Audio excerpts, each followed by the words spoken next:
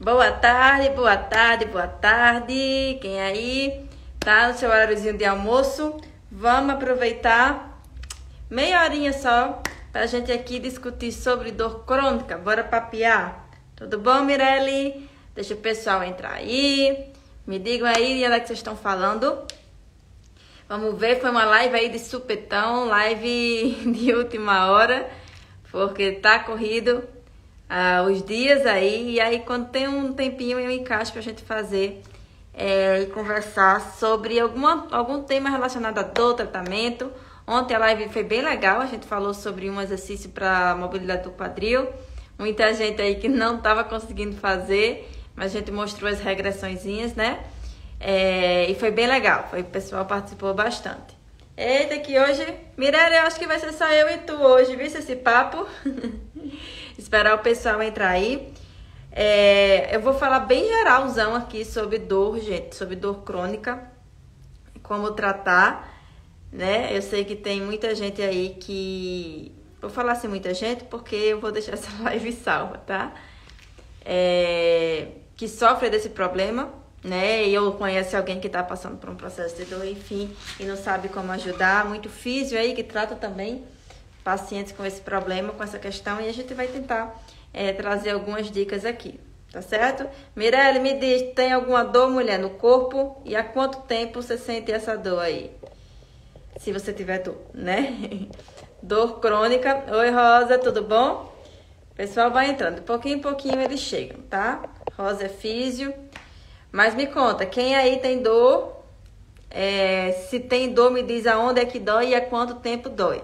Tá? Vamos falar um pouquinho sobre o que é dor crônica primeiramente, né? E o que é e o que não é dor crônica. Murilo, ótimo. Tudo bom, Rosa? Rosa, sei que você é físio, mas me conta, tem dor também? Mirelle tem dor no joelho e toda vez que ela agacha faz barulho. Bora conversar sobre isso aí, Mirelle. Vamos falar que joelho é uma das regiões mais comuns de dor. Parece que precisa de óleo. Talvez precise de óleo natural, né? Rosa também diz que tem dor lombar crônica. Dor lombar a gente sabe o bambamão, é o número 1 de dor crônica, né? Dor no joelho aí vem também, eu acho que em terceiro, em quarto, não tenho certeza. Eu acho que é lombar primeiro, depois pescoço, depois joelho, tá? E há quanto tempo? Me diz, faz quanto tempo você sente essa dor no joelho? E Rosa também. Quanto tempo tem essa dor na lombar? Pessoal que foi entrando aí vai me dizendo, tem dor, se tem, aonde dói e por quanto tempo dói? Porque hoje a gente vai falar, a idade nos deixa crocante, é verdade, tá? Agora tem muita gente com essa idade avançada aí sendo novo, tá? Primeira crise de Rosa foi 2008. Deixa eu ver se eu sou boa de matemática. 2018 fez 10 anos.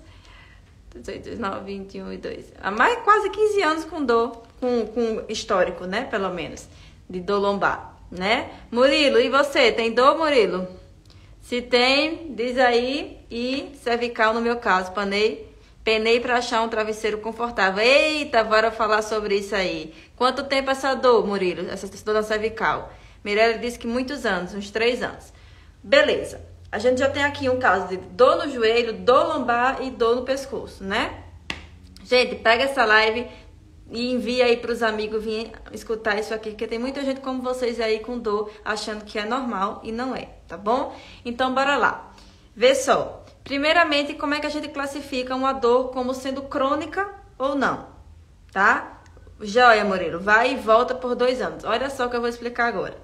A definição, primeiramente. Dor crônica e dor não crônica, ou seja, dor aguda ou subaguda. São esses 3 tipos de dores que a gente tem quando a gente classifica em relação ao tempo que ela tá ali ficando com a gente, tá?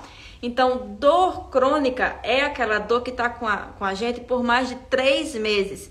Então, todo mundo aqui que conversou aqui comigo, o Murilo, a Mirelle e a Rosinha, elas têm dores crônicas porque faz mais de 3 meses, tá?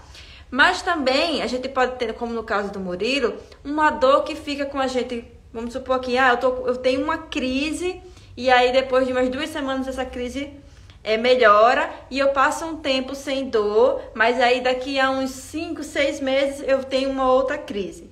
Então, também quando a gente tem esse quadro de dores que elas são mais recorrentes, ela tem um período de melhora, aparentemente, mas depois ela aparece de novo, a gente também considera isso como dor crônica, tá certo? Então, essas dores que a gente tem de estimação, vamos chamar assim, dor de estimação, tá?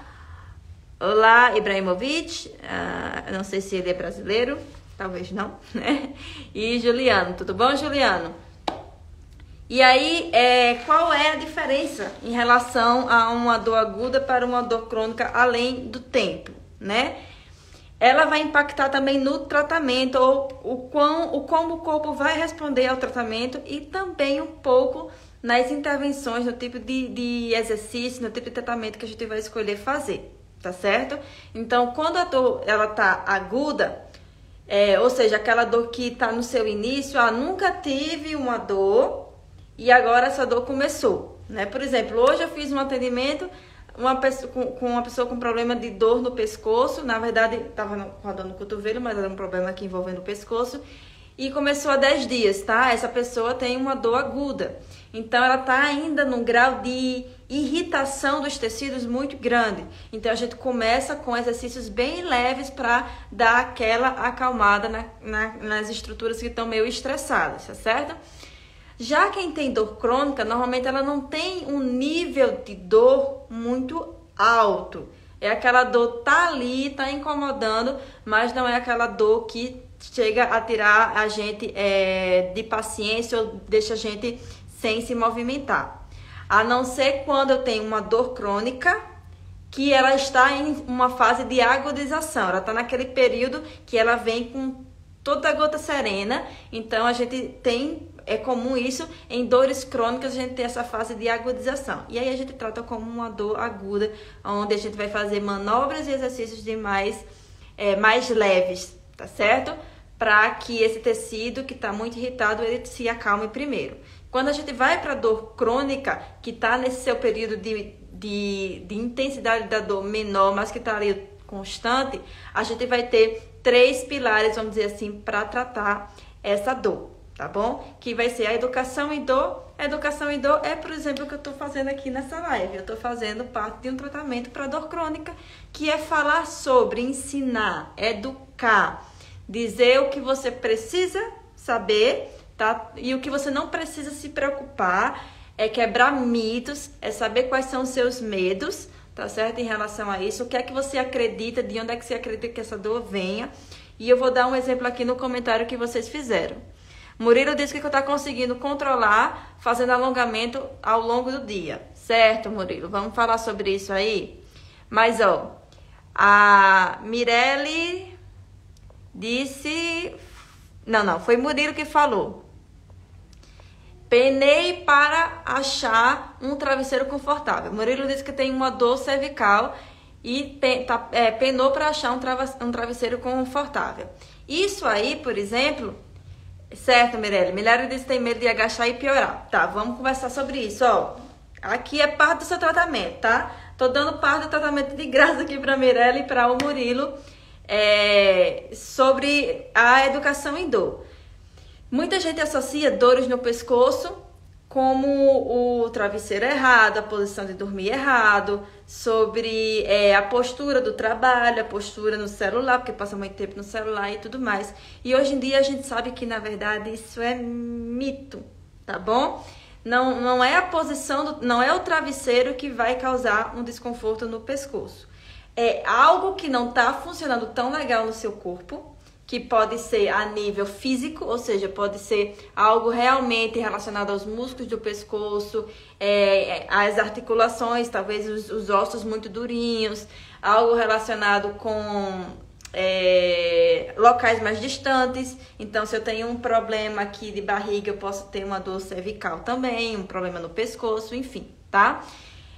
E eu posso também ter uma causa não física, uma causa emocional. Tá? Então, por exemplo, quando a gente vai para dores crônicas, é muito comum a gente ter o estresse pesando nessa dor, fazendo com que essa dor fique, com que essa dor não vá embora, níveis de ansiedade, níveis de depressão, tá certo? Então, eu vou ter essa desconjuntura primeiro, e o travesseiro pode sim, de alguma forma, talvez agravar, ajudar essa dor a se intensificar. Mas não é mudando o travesseiro que eu vou melhorar e resolver o problema da minha dor, tá certo? Se, por exemplo, a dor de Murilo, não sei, não conheço Murilo, tá certo?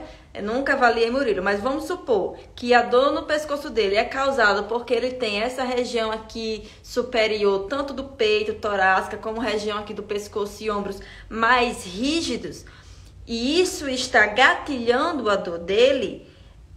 Mudar ou tirar o travesseiro não vai ajudar Murilo a resolver o problema, tá? Nesse caso aí, se fosse o caso dele, ele precisaria fazer o quê? Exercícios para diminuir a rigidez nessas regiões que estão mais travadas, tá certo? Então, acabei de saber um mito do que, por exemplo, Murilo acredita que o travesseiro vai resolver ou que o travesseiro era a causa, vamos supor, tá certo? E eu expliquei agora para Murilo que a gente precisaria fazer algo mais profundo de avaliação para a gente tratar. Ele penou para achar um travesseiro, mas até que enfim achou o travesseiro que dá um certo conforto, né, Murilo? Mas olha aí o que ele disse depois. Consegui controlar fazendo alongamentos ao longo do dia. Ou seja, o problema dele não está resolvido. Mudar o travesseiro não resolveu, por quê? Ele está tendo que fazer alongamento ao longo do dia, todos os dias, para sentir menos dor no pescoço. Né, Murilo? Então, percebe que não está ajudando só tirar o travesseiro, porque o travesseiro ele não é problema. Tá certo? O travesseiro ele não é problema. O problema é outra coisa. O travesseiro pode estar ajudando a intensificar, mas não é trocando o travesseiro que vai resolver o problema do seu pescoço. Poderia ser uma questão relacionada a estresse, a parte emocional, que está gerando tensão, que está gerando, por exemplo, um problema de gastrite. Esses problemas de gastrite, às vezes problema no intestino, gatilha problemas para o pescoço. Então, nesse caso, qual seria o tratamento mais eficiente? Seria trabalhar o estresse, talvez precisando o quê? De um tratamento psicológico, terapias, né? Terapia que hoje em dia a literatura traz como mais eficiente para o tratamento de dor crônica é a cognitivo-comportamental, que vai justamente te ensinar como lidar, quais estratégias você pode ter para lidar melhor com o estresse, para lidar melhor e controlar melhor o estresse e a ansiedade. Tá? Então, nesse caso aí, eu poderia fazer um ajuste com o travesseiro nesse momento de dor? Posso, desde que esse não seja a minha única fonte de tratamento. Deixa eu entender de onde está vindo a minha dor, para que a partir daí eu consiga ter um tratamento que vai me dar um resultado eficiente e a longo prazo. Que eu vou resolver a raiz, roots, que é raízes em inglês, tá? A raiz do meu problema, o que está literalmente, realmente gatilhando e causando essa minha dor no pescoço, tá bom? Então, isso aqui é educação em dor. Isso aqui é parte-chave de um tratamento para dor crônica que eu tô dando aqui para vocês agora, para todo mundo, tá bom? Outro ponto da educação em dor, agora eu vou trazer para o caso de Mirelle, tá? A Mirelle, ela tem uma dor no joelho e ouve o joelho estralar com muita frequência, né? Ela disse desde quando tem, há mais ou menos 3 anos, né? Uns 3 anos já que ela tem esse problema. E ela falou aqui pra mim, tenho medo de agachar e piorar. Gente que foi entrando aí, ó, vai dizendo pra mim se tem dor, quanto tempo tem essa dor, se tem algum medo relacionado a essa dor de se movimentar, vai me falando que a gente vai aqui batendo um papo sobre isso, tá bom? Então, ó, a Mi disse que tem um problema no joelho, tem dor há uns 3 anos, sente estrala com muita frequência e ela tem medo de agachar e piorar. Então, outra parte da educação em dor é justamente a gente resolver os medos. Sabe por quê? Porque o medo faz com que a gente deixe a dor ficar com a gente. Me diz a coisa, quando a gente tem um medo de altura, o que é que normalmente dizem pra gente? Ou a gente tem uma fobia. Enfrente a fobia. Como é que a gente enfrenta a fobia? Se expondo gradativamente àquilo. Porque se a gente não enfrentar, a gente vai ter sempre aquele medo. E a gente nunca vai deixar aquilo embora. Não é verdade? Quem nunca escutou isso? né? Quem tem algum trauma precisa tratar o trauma como? Se expondo aos pouquinhos àquela situação para o corpo aprender a lidar com aquela situação e a gente minimizar essa fobia. Quando a gente fala em medo de se movimentar, é a mesma coisa. É totalmente compreensível uma pessoa como a Mi, que tem um problema no joelho, não sabe de onde vem, tem medo de piorar a situação, sente dor há anos, ela vai ter a tendência a não querer fazer determinado movimento, como o agachamento que ela está se referindo, com medo de piorar ou porque dói. Porque quando ela agacha, dói. Só que, se a gente escuta isso com muita frequência, com certeza, Mirelle, me confirma, se você já não leu em algum lugar que agachar faz mal para o joelho, ou que tem que evitar agachar, ou que tem que limitar o agachamento só a 90 graus. Me diz, já ouviu falar sobre isso ou não? Provavelmente você já leu em algum canto ou já ouviu alguém dizer, né? Então, isso a gente chama de cinesiofobia, tá certo? Então, a gente tem que, dentro do tratamento, conversar, descobrir esses medos e tratar. E para você melhorar essa sua dor ao agachar, você tem que agachar, Mirelle, tá certo? Mas tem que agachar quando? Quando a gente faz um tratamento prévio, expondo você aos poucos a esse agachamento. E quando a gente pensa em agachamento, a gente pensa na academia com um pezinho aqui, tchum, tchum, tchum, tchum. Não é verdade? Mas, Mi, eu vou te dar uma dica, tá certo? Agora, olha, de como você vai começar a enfrentar esse medo de agachar e pode ter certeza que isso vai ajudar a sua dor no joelho. Você vai sentar e levantar do chão. Como eu tô aqui, ó, você vai sentar no chão, do jeito que você quiser, você vai levantar do chão. E você vai sentar no chão de novo. Você vai trocar de lado, você vai levantar do chão. Você vai fazer isso, Mi, vê só, faz aí para cada perna, tá certo? Umas 3, 4 repetições para cada perna, pelo menos umas 3 vezes na semana. Por quê? Sabe por quê? Tá vendo? Sim, exatamente. Ela já ouviu falar de que não agacha, não faz isso, vai piorar, é perigoso. E isso vai reforçando o medo dentro de você, o medo. E esse medo vai fazendo o quê? O seu cérebro entender, eita, não posso, alerta. Dor, joelho, não pode fazer isso, não pode agachar. Isso reforça a sua memória de dor. E isso faz com que a dor vá ficando dentro de você e não deixando ela ir embora. Tá certo? Então, a gente vai combater isso agora. Olha só. Vai pro chão, senta e levanta, tá certo? Pelo menos umas 4 vezes para cada perna aí, para cada lado. Do jeito que você quiser. Tá bom? Mas senta no chão. Não pode ser na cadeira, não pode ser na cama. Tem que ser no chão. Pega aí os tapetes dos meninos, tá? Eu conheço o Mi, que é a irmã de uma melhor amiga minha. Tem 2 lindos filhos, tá certo? Pega aqueles tapetinhos onde eles brincam lá e você senta e levanta no chão. E eu vou explicar o porquê disso pra você agora. Sabe por quê? Porque agachar nada mais é do que dobrar o joelho e o quadril e subir de volta.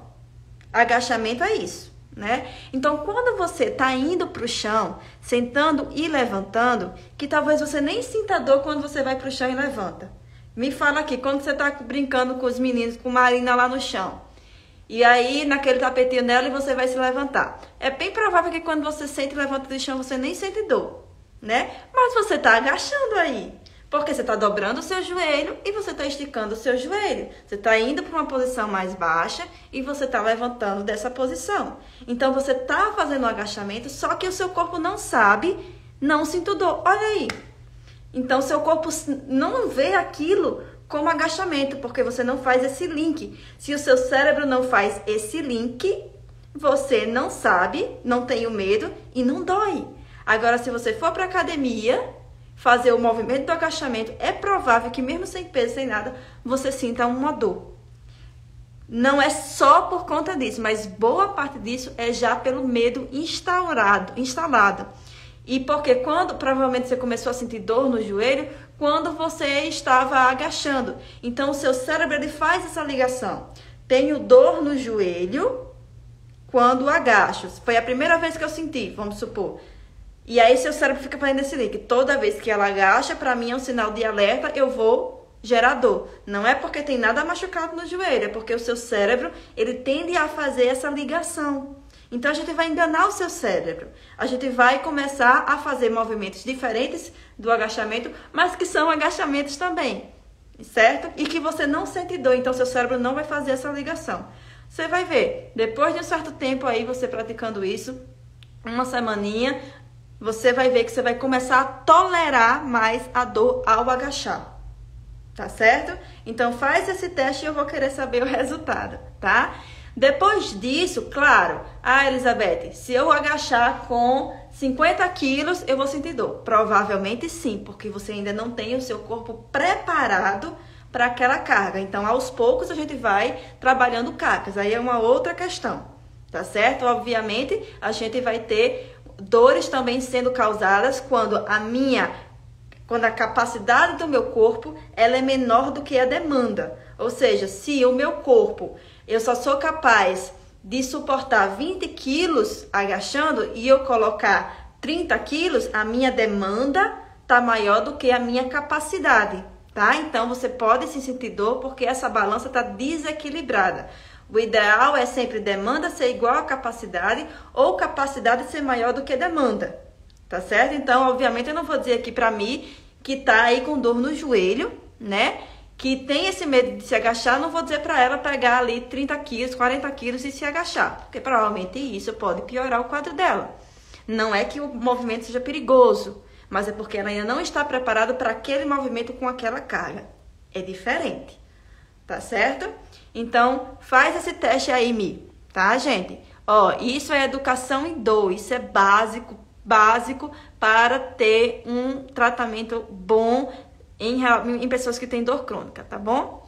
Vamos agora pro caso da Rosinha, que é um caso de dor lombar. Rosinha diz que tem dor lombar crônica, teve a primeira crise há quase 15 anos atrás, 2008, não foi? E ela escreveu outra coisa aqui que eu vou ler com vocês, ó.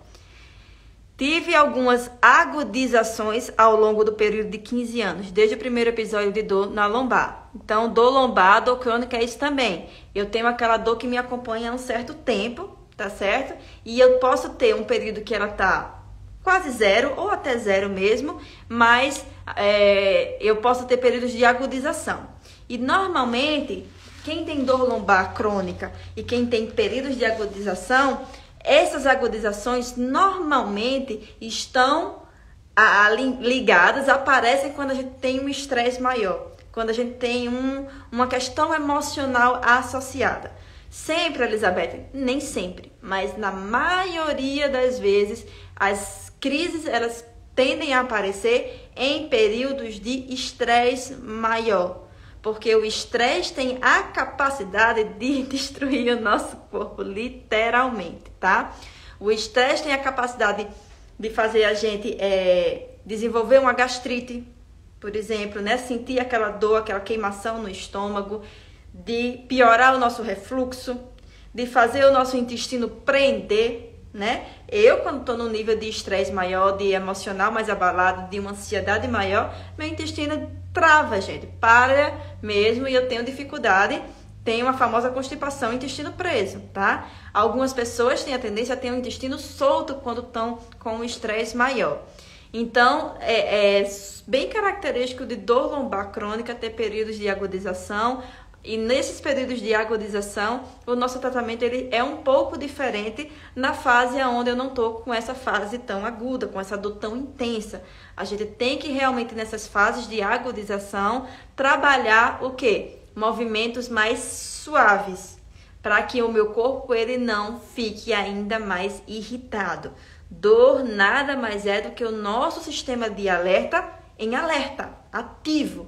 Tá? Então, tudo ele tá prestando atenção e qualquer coisinha ele dispara um sinal de dor. E a gente tem que fazer com que esse sistema de alerta ele diminua de intensidade, tá bom? Então, nas fases de agudização, a gente trabalha com exercícios mais leves.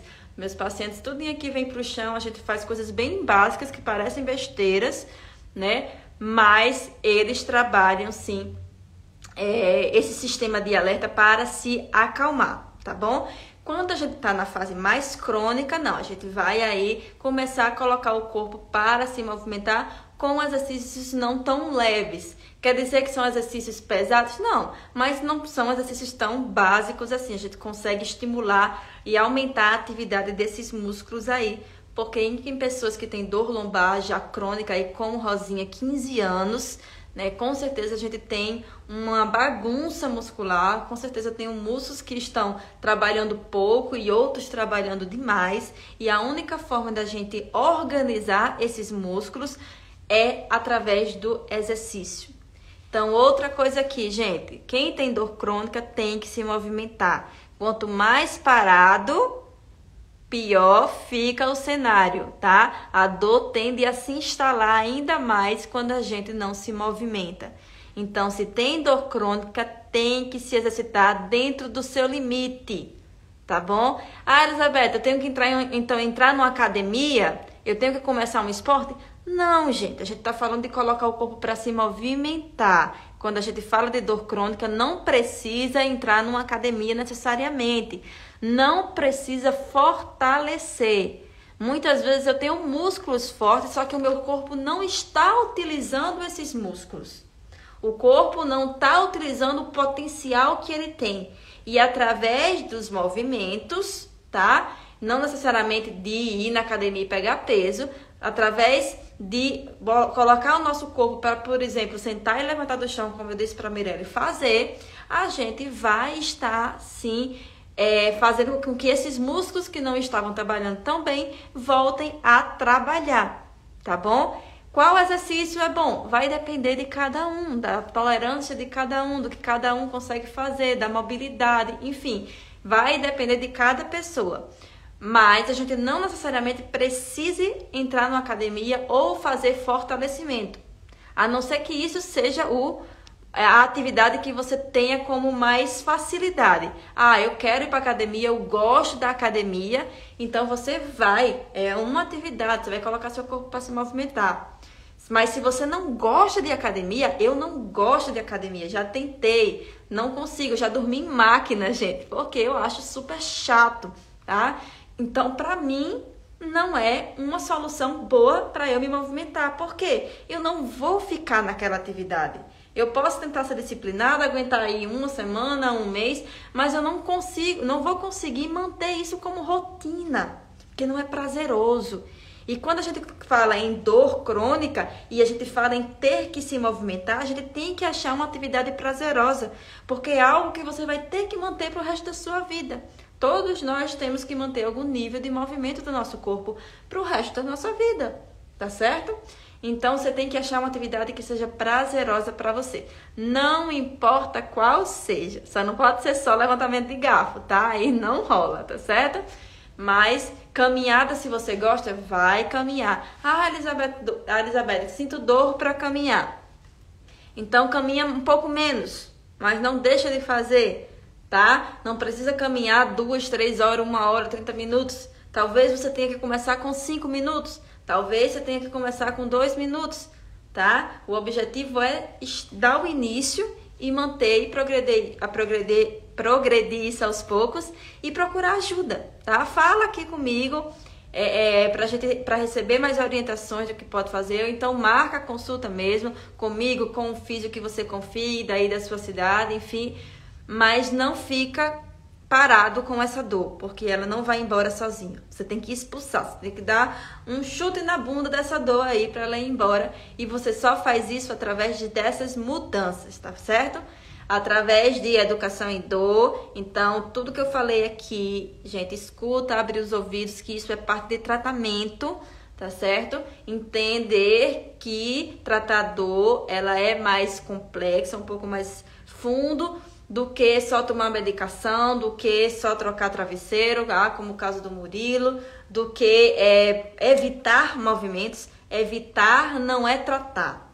Evitar é pegar o tapetezinho, empurrar aqui a poeira para debaixo do tapete. Evitar, a gente não resolve, a gente esconde, a gente finge que o problema não está ali, tá certo? Então, é procurar ajuda para tratar isso e se manter em movimento. Tratamento de dor crônica é isso, tá? Educação em dor, que é o que eu tô fazendo aqui. Eu amo fazer isso, vou vir falar com vocês aqui sobre dor, sim. É colocar o corpo para se movimentar, é se alimentar melhor. Sabe por quê? Porque aonde tem inflamação é aonde a dor gosta de ficar. É um prato cheio para ela ficar. E inflamação não é só quando a gente bate num móvel, inflamação não é só quando a gente está com uma infecção, quando a gente está com uma bactéria, com um vírus, não é só isso.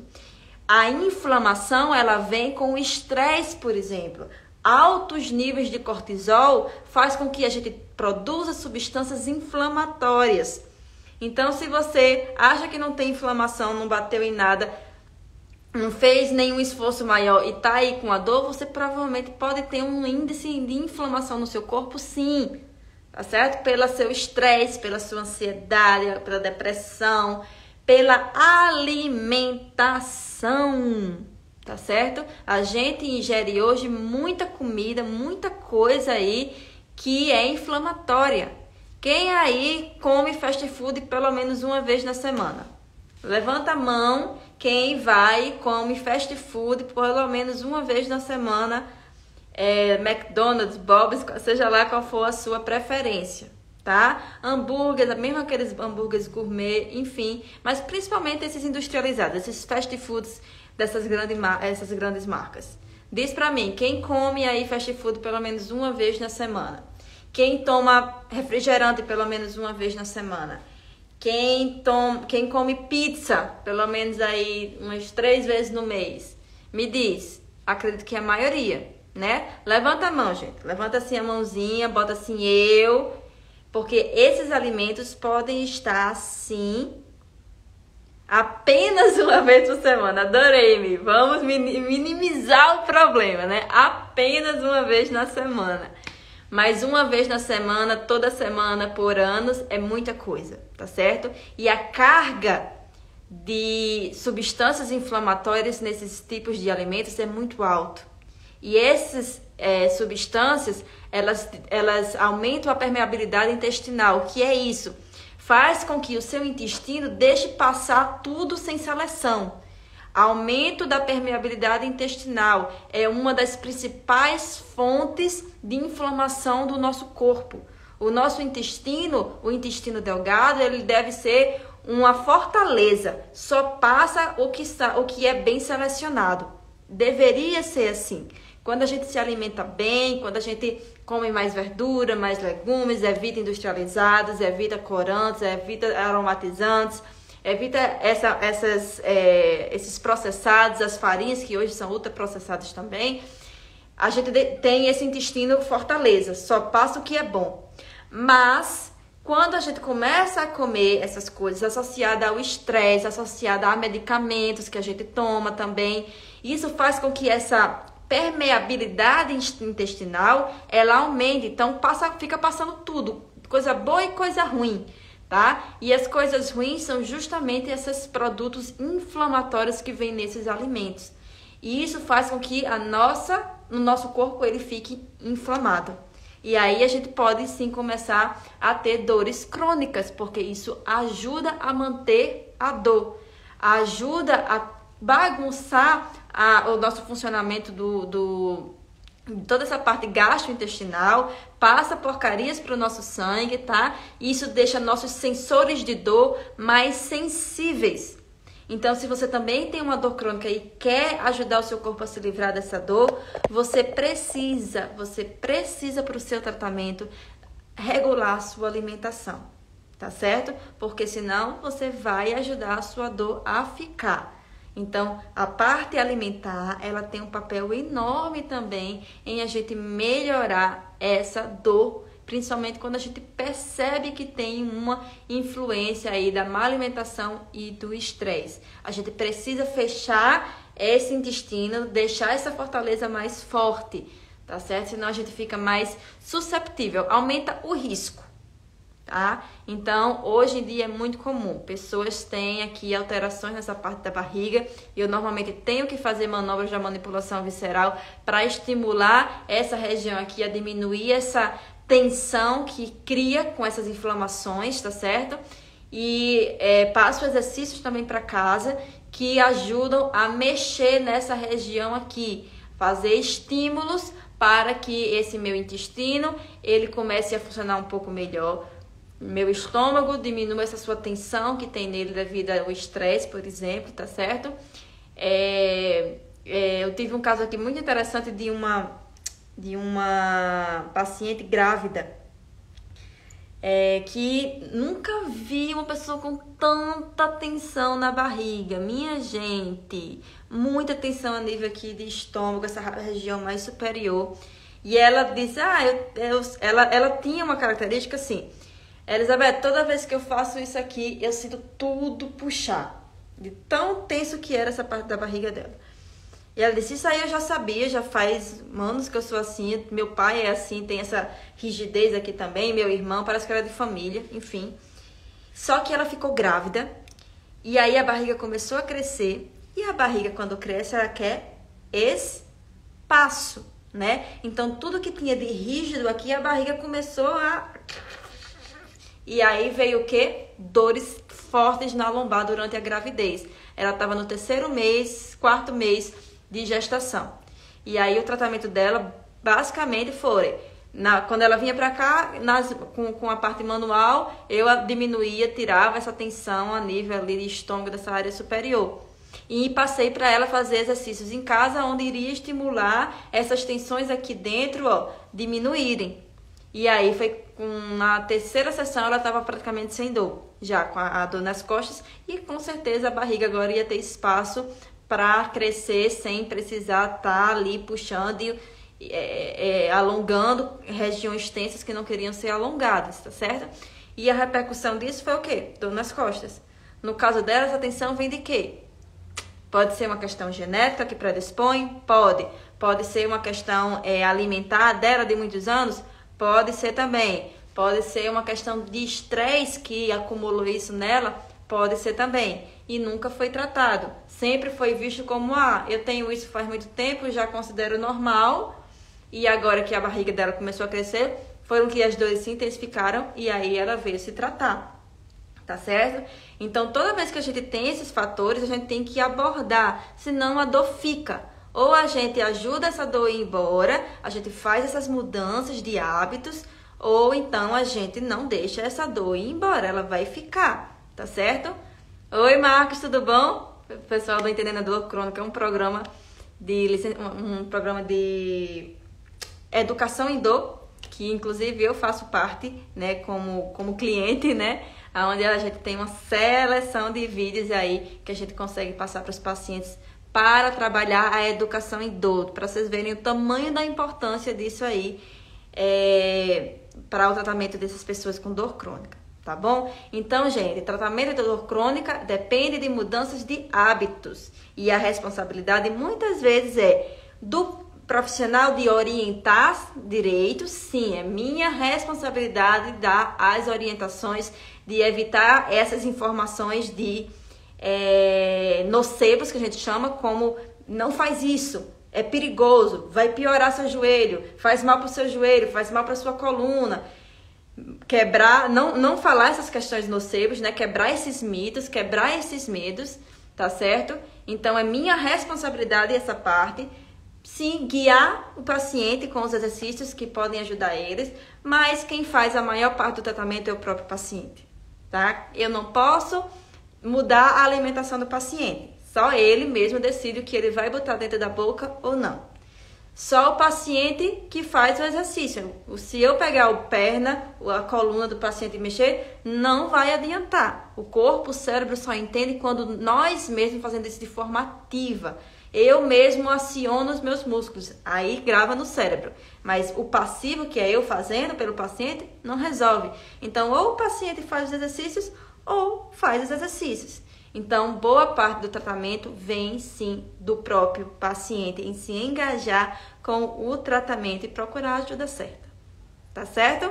Então, gente, essa era a minha mensagem que eu queria dar hoje.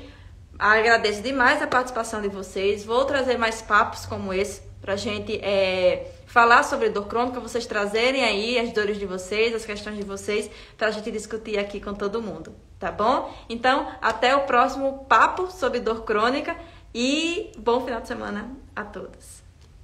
Tchau, tchau.